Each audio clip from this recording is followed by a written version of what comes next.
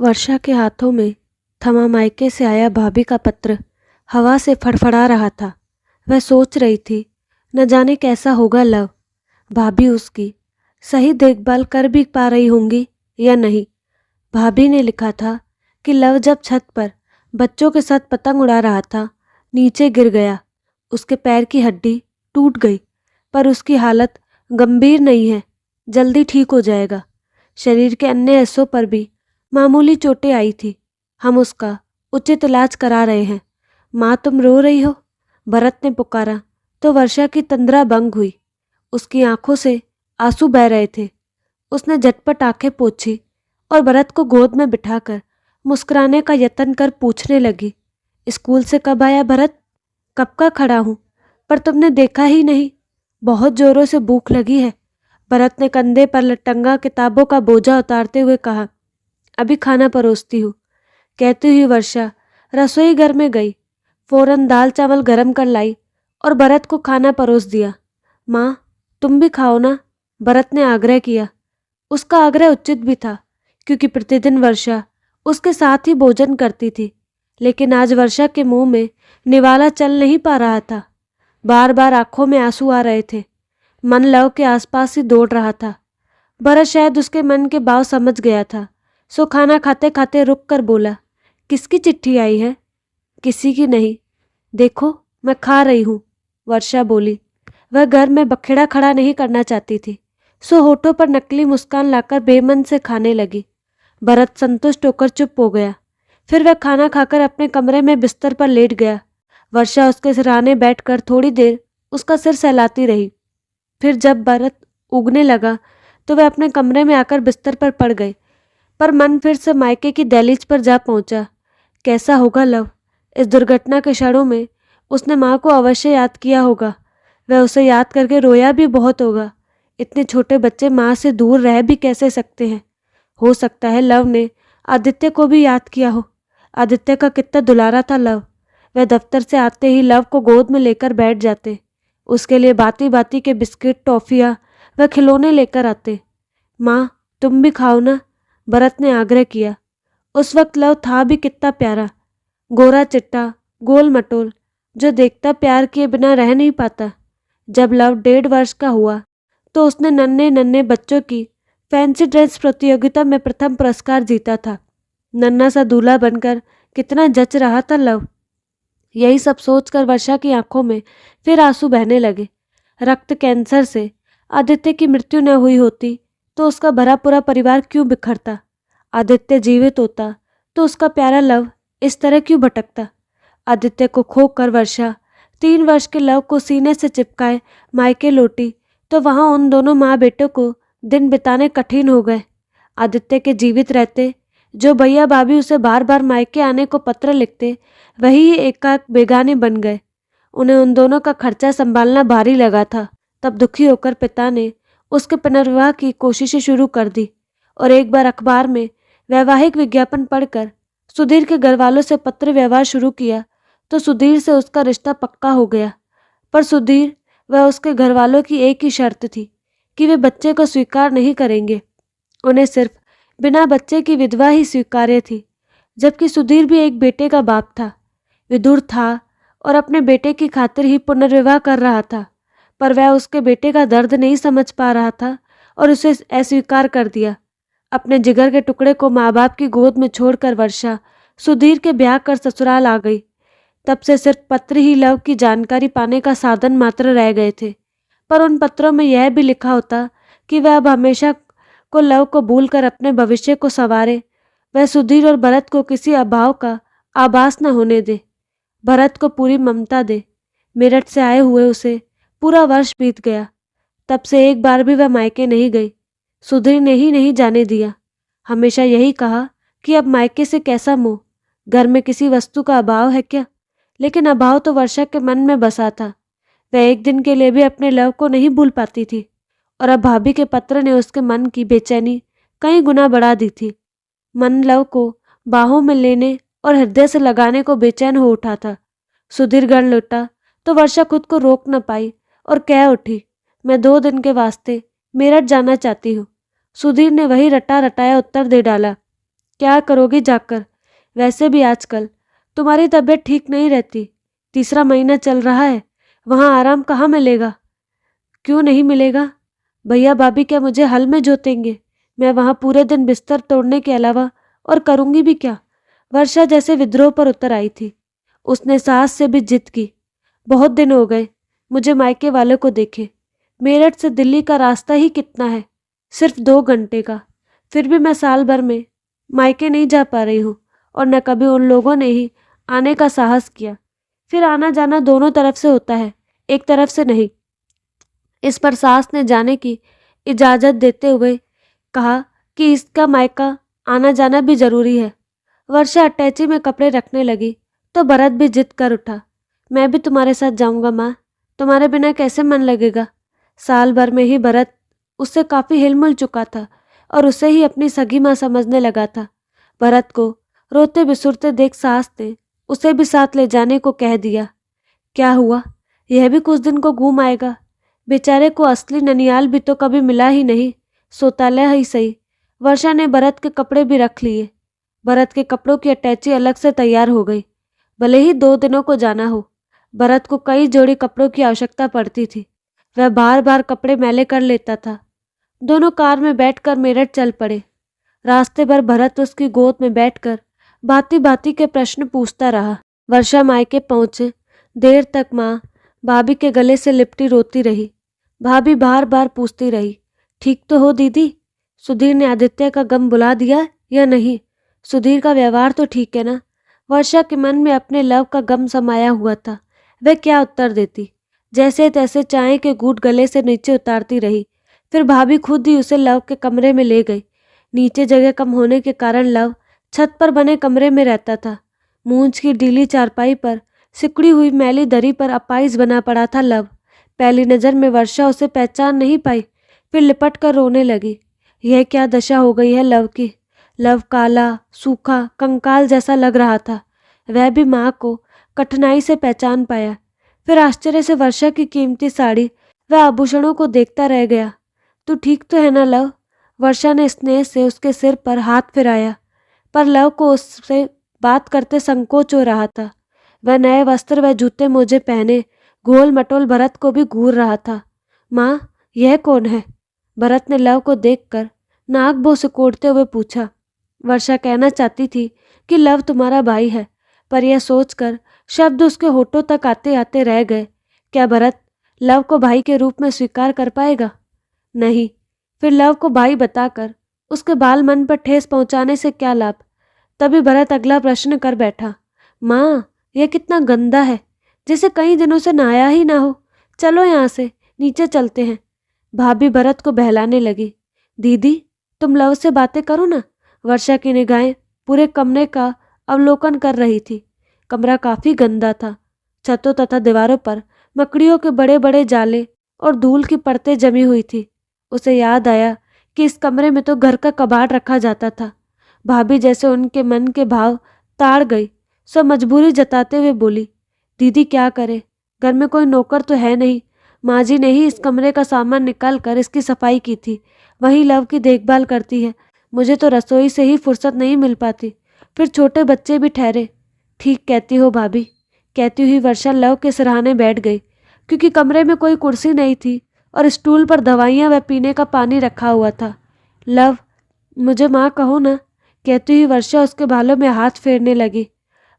माँ, बड़ी कठिनाई से लव कह सका, जैसे कोई अपराध कर रहा हो। तुम कहाँ चली गई थी? मैं। वर्षा का स्वर गले में ही अटक गया। कैसे कहे कि उसने पुनर्विवाह कर लिया। आदित्य की यादें मिटाने की खातिर वह सुधीर का दामन थाम चुकी है। फिर लव को वह सब पता भी तो नहीं है। जिस वक्त सुधीर से उसकी शादी मंदिर में हुई थी, लव को घर में छिपा कर रखा गया था। माँ, मेरे लिए नए कपड़े नहीं लाती? एकाएक लव की आंखों में आकांक्षाओं की चमक तैर उठी। वर्षा को याद आया वह लव से यही कहकर घर से निकली थी कि वह उसके लिए नए कपड़े खरीदने बाजार जा रही है। फिर 1 वर्ष पश्चात आज ही लौट कर आई है।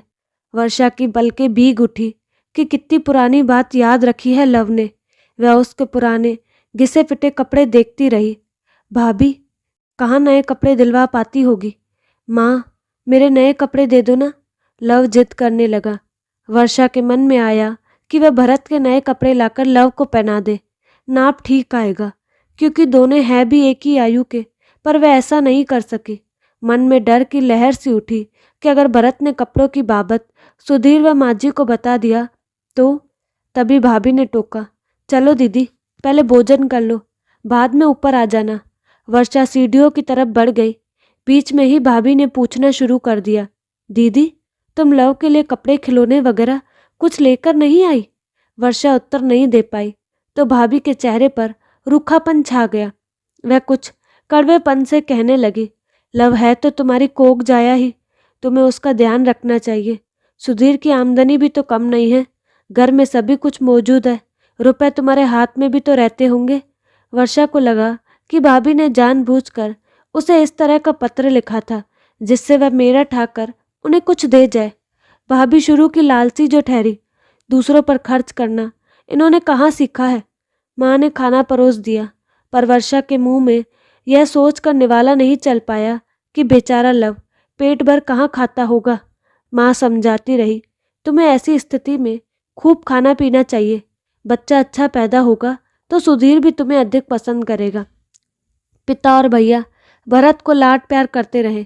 भैया उसे स्कूटर पर बिठाकर दुकान पर ले गए, वहां से उसे टॉफियां व फल दिलवा कर लाए। माँ और भाभी उससे सुधीर, भरत व ससुराल की ही बातें करती रहती और तो ऊब कर उसने खुद ही लव की चर्चा छेड़ी। लव कैसा पढ़ रहा है, कैसे नंबर आए? ठीक है, अधिक पढ़कर भी उसे क्या करना है, थोड़ा बड़ा होगा तो मामा के साथ उसकी दुकान पर काम करने लगेगा। माँ बोली। वर्षा सोचने लगी, फिर तो लव पूरे घर के लिए मुफ्त का नौकर बनकर रह जाएगा। सभी लोग उस पर बाती बाती के हुक्म चलाते रहेंगे। सब ने भोजन कर लिया तो भाभी बर्तन समेटने लगी, पर लव के भूखे रहने का किसी को आभास तक नहीं रहा। तब वर्षा अपने साथ लाए फल व मिठाई तस्तरी में रख कर लव को देने चली गई। लव अकेला पड़ा था। वर्षा का मन फिर से भीगने लगा। वह उसके नज़दीक बैठकर प्यार से उसे खिलाने लगी।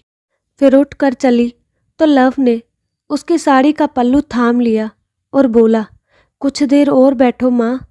वर्षा रुककर उसके सिर पर हाथ फेरती रही। लव ने सुख का आभास करके आंखें बंद कर ली, पर भरत की पुकार पर वर्षा को नीचे आना पड़ा। अगले दिन सुबह नाश्ते से निपटकर उसने लव की चारपाई छत पर डाल दी और जाले साफ करके कमरा रगड़ रगड़ कर धोया, अगरबत्तियाँ जलाकर बदबू दूर की, फिर उसके मैले वस्त्रों को धोकर चमकाया। तत्पश्चात वह लव की मालिश करने बैठ गई। माँ कहती रही, मैं कर दूंगी, तू फालतू की मेहनत क्यों कर रही है? इस कमरे में अकेला लव थोड़ी ही सोता है, मैं भी तो सोती हूँ। मगर वर्षा के हाथ नहीं रुके, वह लव के सारे काम खुद ही निपटाती रही। दोपहर डलते ही अचानक ड्राइवर वर्षा व भरत को लेने आ पहुंचा तो सबको आश्चर्य हुआ। माँ ने टोक दिया, अभी 2 दिन कहाँ पूरे हुए हैं? ड्राइवर बोला, मुझे साहब ने दोनों को तुरंत लाने को कहा है। साहब भरत को बहुत प्यार करते हैं, भरत के बिना एक दिन भी नहीं रह सकते। इसके अलावा सब लोगों को एक शादी पर भी जाना है। बेटी पराए घर की अमानत ठहरी, सो माँ भी कहाँ रोक सकती थी। वह वर्षा की विदाई की तैयारी करने लगी, पर सुधीर का न आना सबको खल रहा था। पिताजी आर्द्र स्वर में कह उठे, हम चाहे कितने भी गरीब सही, पर दामाद का स्वागत करने में तो समर्थ है ही। विवाह के बाद दामाद एक बार भी हमारे घर नहीं आए। माँ तुम लोग तो दिल्ली आया करो, आना जाना तो दोनों तरफ से होता है। ठीक है, हम भी आएंगे, माँ आंचल से आंखें पोंछती हुई बोली। वर्षा ने भरत की नज़र बचाकर 500 रुपये का एक नोट भाभी को थमा दिया और बोली, भाभी लव का इलाज अच्छी तरह से कराती रहना।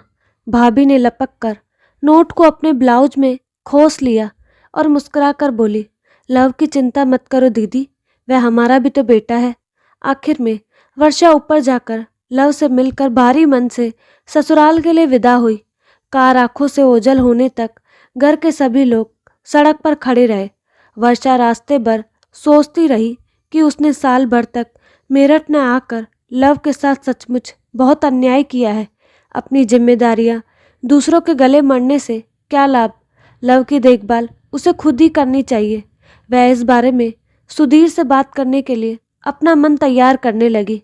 सुधीर को न तो दौलत का अभाव है और न वह कंजूस है। वह थोड़ी ना नुकुर के बाद उसकी बात अवश्य मान लेगा। वह लव को अपना लेगा, फिर तो कोई समस्या ही नहीं रहेगी। सुधीर घर में बैठा उन दोनों की प्रतीक्षा कर रहा था। भरत कार से उतरकर पिता की तरफ दौड़ पड़ा। सुधीर ने उसे गोद में उठा लिया। मेरा राजा बेटा आ गया। हाँ देखो पिताजी, मैं क्या लाया हूँ। भरत ननियाल में मिले खिलौने दिखाने लगा। माँ जी ने चाय बनाकर सबको प्याले थमा दिए। सब पीने बैठ गए। माँ जी व सुधीर भरत से मेरठ की बातें पूछने लगे। तुम्हारे नाना नानी, मामा मामी सब कुशल तो है ना। भरत उत्साहित होकर छोटी छोटी बातें भी बताने लगा। फिर एकाएक कह उठा, वहाँ बहुत गंदा एक लड़का भी था देखा। उसके दांत भी बहुत गंदे थे। उसने ब्रश भी नहीं किया था। बहू, ये किसके बारे में कह रहा है। माँ जी पूछ बैठी तो वर्षा को लव के बारे में सब कुछ बताना पड़ा। सुधीर सब कुछ सुनता रहा, पर उसने एक शब्द भी लव के बारे में नहीं कहा। वर्षा को उसकी ये चुप्पी नागवार गुजरी। वह उससे कुछ कहना ही चाहती थी कि माँ जी ने टोक दिया। बहू, बातें फिर कभी हो जाएंगी। इस वक्त शादी में चलने की तैयारी करो, नहीं तो देर हो जाएगी। माँ जी के मायके में किसी रिश्तेदार की शादी थी। वर्षा ने भरत को तैयार किया, फिर खुद भी तैयार होने लगी। रास्ते भर खामोश रही, पर वर्षा भी इतनी जल्दी हार मानने वाली नहीं थी। वह सुधीर से बात करने के पक्के मंसूबे बना चुकी थी। आखिर एक दिन वर्षा को मौका मिल ही गया। माँ जी भरत को लेकर पड़ोस में गई हुई थी। वर्षा ने बात शुरू कह दी। लव को भैया भाभी के आश्रित बनाकर अधिक दिनों तक वहाँ नहीं रखा जा सकता। फिर वह कहाँ जाएगा। उसे हम अपने साथ ही रख ले तभी उचित रहेगा। यह कैसे हो सकता है। कहते हुए सुधीर के चेहरे पर कठोरता छा गई। मैंने तुमसे शादी ही इस शर्त पर की थी कि, मेरी बात समझने की कोशिश करो। जिस प्रकार भरत मेरा बेटा है, उसी प्रकार लव भी तुम्हारा बेटा है। फिर उसे साथ रखने में कैसी आपत्ति। वर्षा ने उसकी बात काटते हुए कहा, मैं तुम्हारे लव को अपना बेटा कैसे मान सकता हूँ। सपोज करो मैंने उसे बेटा मान भी लिया तो भी क्या मैं उसे घर में रखने की इजाज़त दे दूंगा। क्या मेरा भरत लव को अपना सकेगा। माँ अपना सकेगी। यह सुनकर वर्षा चुप बैठी सोचती रही। सुधीर उसे समझाने के अंदाज में फिर बोला, अपनी भावुकता पर नियंत्रण रखो वर्षा। लव को भूल जाने में ही तुम्हारी भलाई है। उसे उसके हाल पर ही छोड़ दो। मैं माँ हूँ सुधीर। वर्षा सिसक पड़ी। अपनी संतान को तिल तिल कर मरते हुए कैसे देख सकती हूँ। लव अब पहले से आधा भी नहीं रह गया। वह न ढंग से खा पाता है न पढ़ पाता है। भैया भाभी के साथ और अधिक रह लिया तो उसका भविष्य खराब हो जाएगा। मैं इस मामले में कुछ नहीं कर सकता वर्षा। किसी अन्य को घर में आश्रय देकर मैं अपने भरत के रास्ते में कांटे नहीं बो सकता। सुधीर ने दो टुक जवाब दे दिया। वर्षा को चुप्पी लगानी पड़ गई। साथ ही उसके हृदय में बनी सुधीर की छवि भी बिगड़ती चली गई कि कितना महान समझा था उसने सुधीर को, लेकिन वह तो मात्र पत्थर निकला। अब दोनों के बीच में अदृश्य दीवार खड़ी हो गई। वर्षा मन ही मन कुढ़ती रहती। उसका मन अब सुधीर से बोलने को भी नहीं होता था। वह उसके प्रश्नों का उत्तर हाँ या ना में देकर सामने से हट जाती। वह अपनी तरफ से कोई बात नहीं करती। भरत भी उसकी आंखों में चुभने लगा था। उसका मन विद्रोह कर बैठता। जब सुधीर उसके लव को नहीं स्वीकारता तो वही क्यों भरत को छाती से लगाती रहे। पराए जाने अपने तो नहीं बन सकते। भरत ने कौन सा उसका लहू का रिश्ता है। बड़ा होकर भरत भी उसे आंखें दिखाने लगेगा, फिर वह उसे अपना क्यों समझे। दोनों के मध्य पनपता अवरोध माझी की पैनी निगाहों से नहीं छिप सका। वह बार बार पूछने लगी, बहू, जब से तुम मायके से लौटी हो तुमने हंसना बंद कर दिया है। यह उदासी तुम्हारे होने वाले बच्चे के लिए अच्छी नहीं। वर्षा खुद को सामान्य दिखाने का प्रयास करती रहती, पर माँ जी संतुष्ट नहीं हो पाती थी। कभी वह कुरेदती, सुधीर ने कुछ कहा क्या। वह भी आजकल खामोश रहता है। तुम दोनों में कोई अनबन तो नहीं हो गई। वर्षा ने उन्हें इस डर से सब कुछ नहीं बताया कि माँ जी ही कौन सी उसकी सगी है। जब सुधीर ही उसका दर्द नहीं समझा तो माँ जी कैसे समझेगी। वह माँ जी से भी दूर रहकर अंतर्मुखी बनने लगी। एक सुबह उठकर माँ जी ने घर में ऐलान किया कि वे हरिद्वार गंगा स्नान को जाएंगी। पूर्ण अवस्था में उन्हें मोह माया के बंधन तोड़कर आत्मिक शांति पाने के प्रयास शुरू करने हैं। माँ जी का यह कथन सभी को अटपटा लगा, क्योंकि वे अब तक धर्म कर्म तथा पंडे पुजारियों को पाखंड की संज्ञा देती आई थी। पर हरिद्वार जाने पर आपत्ति किसी ने नहीं दिखाई। सुधीर ने भी कह दिया, इसी बहाने प्राकृतिक दृश्यों को देखकर तुम्हारा स्वास्थ्य उत्तम हो जाएगा। माँ जी कार में बैठकर अकेली ही हरिद्वार रवाना हो गई। इसके बाद तो हरिद्वार जाना उनका नियम सा बन गया। वह महीने में 2-4 चक्कर हरिद्वार के लगाने लगी। वर्षा ये सोचकर अब और अधिक क्षुब्ध रहने लगी कि कैसे माँ बेटे हैं जिन्हें सिर्फ अपने शौक श्रृंगार व स्वास्थ्य का ही ख्याल है, किसी और की जरा सी भी चिंता नहीं। कम से कम माँ जी को तो लव के बारे में कुछ पूछना चाहिए था, पर माँ जी भी स्वार्थी ठहरी। एक दिन उसने फिर से मेरठ जाने का निश्चय किया। सुधीर से छुपाकर कुछ रुपए भी पर्स में रख लिए। सोचा कि लव की दवाइयाँ खरीदने में काम आ जाएंगे। थोड़ी नानुकुर के बाद सुधीर ने उसे मेरठ जाने की इजाज़त दे दी, पर ड्राइवर को खूब समझा दिया कि उसे आज ही वर्षा को साथ लेकर लौटना है। भरत को इस बार सुधीर ने नहीं जाने दिया। बहला दिया कि माँ रात तक वापस लौट ही आएगी। सुधीर के कठोर व्यवहार से आहत वर्षा रास्ते भर आंसू पोंछती रही। माँ और भाभी उसे देखते ही स्वागत के लिए लपकी, लेकिन वर्षा तो अपने लव को हृदय से लगाने को व्याकुल थी। इसलिए घर में घुसते ही उतावलेपन से सीढ़ियों की तरफ दौड़ पड़ी, परंतु छत पर पहुंचते ही जैसे उसे काट मार गया, क्योंकि लव का कमरा खाली था। उसका बिस्तर व कोई सामान भी दिखाई नहीं दे रहा था। वह चकित सी खड़ी सोचती रही, कहाँ गया लव। उसके मन में सैकड़ों आशंकाएं तैर उठी। कहीं लव को कुछ हो तो नहीं गया। माँ व भाभी दोनों उसके पीछे पीछे सीढ़ियाँ चढ़कर आ पहुंची। वर्षा उनकी तरफ मुड़ी। वह बदहवासी में चिल्लाने लगी, माँ बताओ मेरे लव को क्या हुआ, वह कहाँ चला गया। तुमने मुझे उसके बारे में कभी पत्र में भी कुछ नहीं लिखा। क्या हुआ मेरे बेटे को। वह रो पड़ी। दीदी हमारी भी तो सुनो। भाभी उसके आंसू पोंछने लगी। क्या तुम्हारी सास ने कभी कुछ नहीं बताया। नहीं, वह क्यों बताएगी।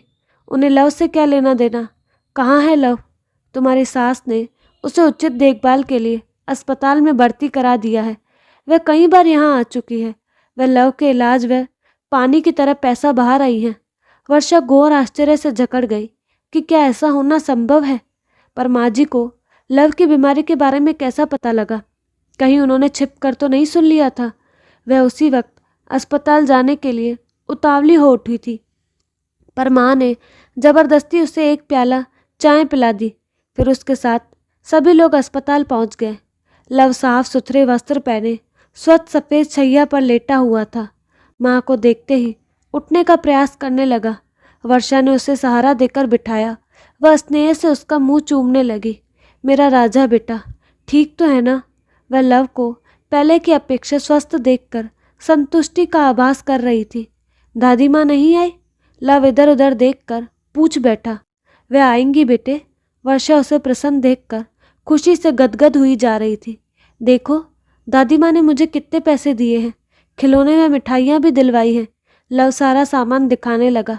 कुछ वक्त लव के साथ बिताकर वर्षा अस्पताल से मायके लौट आई।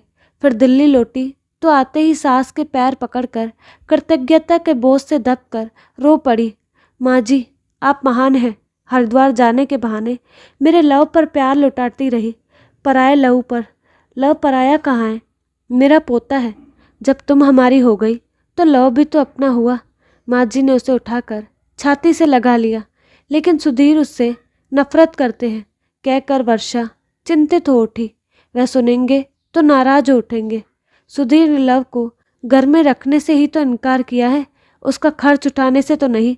मैं लव को छात्रावास में रख कर पढ़ाऊँगी। उसे अच्छा इंसान बनाने में कोई कमी नहीं छोड़ूंगी। वर्षा जानती थी कि सुधीर में माँ जी का कोई भी आदेश टालने की हिम्मत नहीं है। उसका मन सुख संतोष से भर उठा कि अब उसका लव अनाथ नहीं रहा।